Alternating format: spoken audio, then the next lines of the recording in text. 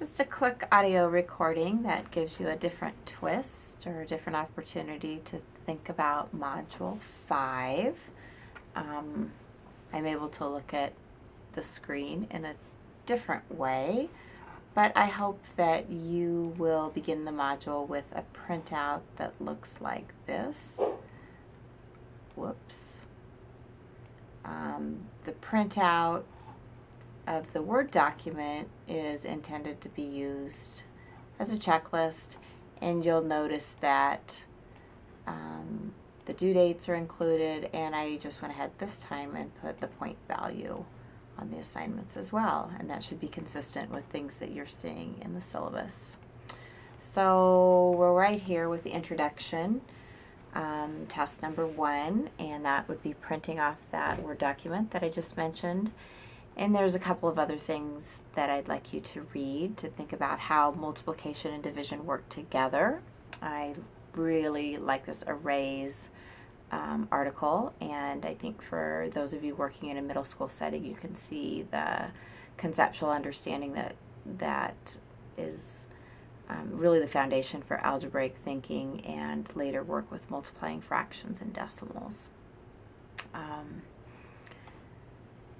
So don't spend too much time here, but then early in the week, if you can move on to your personal journal post, instead of reflecting on the introduction, I really want you to kind of do a cumulative reflection and think about what is it that I would like to study or learn a little bit more about. I want to do some individualized reading on a topic. Would it be maybe the algorithms that you've seen that are a little bit different? Those have a name. You're going to read about some more of those down here in task number 3. I know that I've pointed some specific things out in your personal journal posts. That would be a good place to just go back and look at the conversations that you and I have had in those personal journal posts. And if you still really are uncertain, send me an email or give me a phone call, and we'll carry on a dialogue. But think about what could benefit you in your current role or the role that you see yourself in the next year or so with regard to researching a specific topic in a little bit more depth, because we are moving quite quickly through a range of topics. So that's task number 2, to post on your personal journal, post 5A, and give me a couple of topics that you're interested in and a rationale of why you're choosing those. That is worth points this time, as reflected in the syllabus. Scroll up to task number 3. The outside readings from the E-Reserve are 2 chapters on multiplication and division. I would like you to read them in their entirety. However, you see that Sharon and Melinda are going to focus more attention on multiplication part 1, the first half of the chapter. Lori, Leila, and Deanne, the second part of the multiplication printout from E-Reserves, and then division will be split with the remainder of the students that are listed there. And then be thinking as you read your specific section, you'll be asked later to summarize and reflect on 2 key points.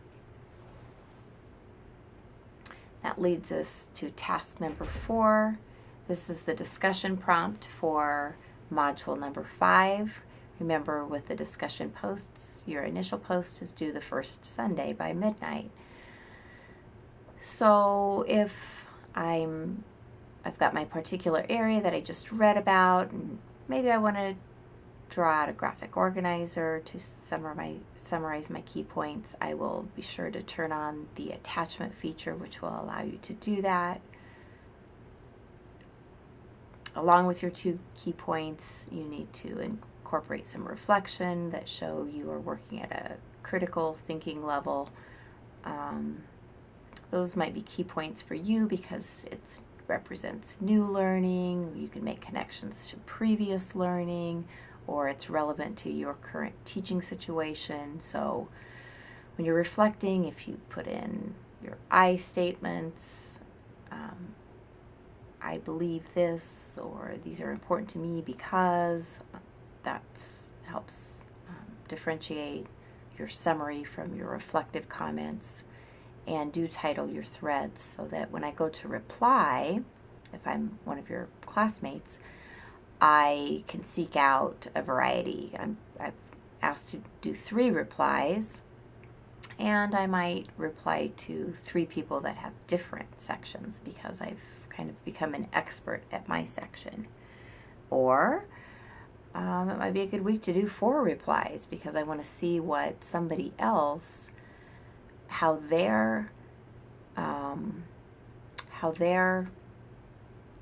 2 key point perspective compares to mine. The same token, if there are 3 of us and we're all summarizing the same section, although the key points that I pick out might be similar to somebody else's because we're all unique individuals, our reason for choosing those ought to be pretty individualized based on who we are and our prior experiences as learners and teachers as well. Task number 5, take your textbook out, go ahead and read chapters 5 and 6. Pay a lot of attention on the case studies and what type of strengths and errors the authors point out. Keep thinking about conceptual errors versus procedural errors. I think especially in the division chapter toward the end, there's a key statement made by the authors about how we can determine the difference between the 2. Toward the end of the module, task number 6, we'll have an opportunity to see an individual interview as well as a class working with the 2 concepts. With task number 7, the long division problem to work, I understand you might not have base 10 blocks, but if you can visualize what they look like or use the pictures in your book, you can sketch out your answer. I guess the more you engage with this, the better, because really with your homework, I'm not asking you to do quite as much with the division as I am the multiplication, hoping that you'll take an opportunity to do something a little bit different. And those of you that maybe work in a setting where you can find a colleague to sit down with you and work through it, that would be grand. There are examples posted, but try to refrain from clicking on those until you've grappled with the problem yourself. The assignment asks you to do some reflection on the videos, the long division problem to work, and then do some analysis of Alberto and Marie's errors for sample 4 and sample 5.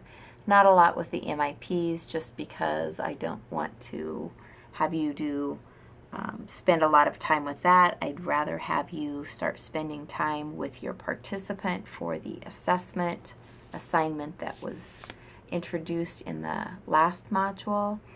And on your personal journal post by November 1st, I will be getting back to you with some things that you can start thinking about for making that inquiry project, getting the ball rolling with that, starting to find the articles that you're going to be reading. And that'll be a process, and that means that for module number 6, that will officially be project module. So for whatever that's worth, hopefully you'll look forward to that. We wrap it up with our personal journal entries, and you want to make sure that you've done what you need to do, look back at your checklist, and we should be good to go. Hopefully you're catching on to the swing of things. I feel like I'm getting to know you on a more personal level, but please don't hesitate to pick up the phone and give me a call if there's something that you need to know. We've got the question and answer area that a few of you have posted some great questions that really alert me to situations. I monitor that very carefully. I'm on email all the time. That reminds me to remind you to also check your UNK account as well as the announcement area. So let's have a good module and think about multiplication and division. That's all for now.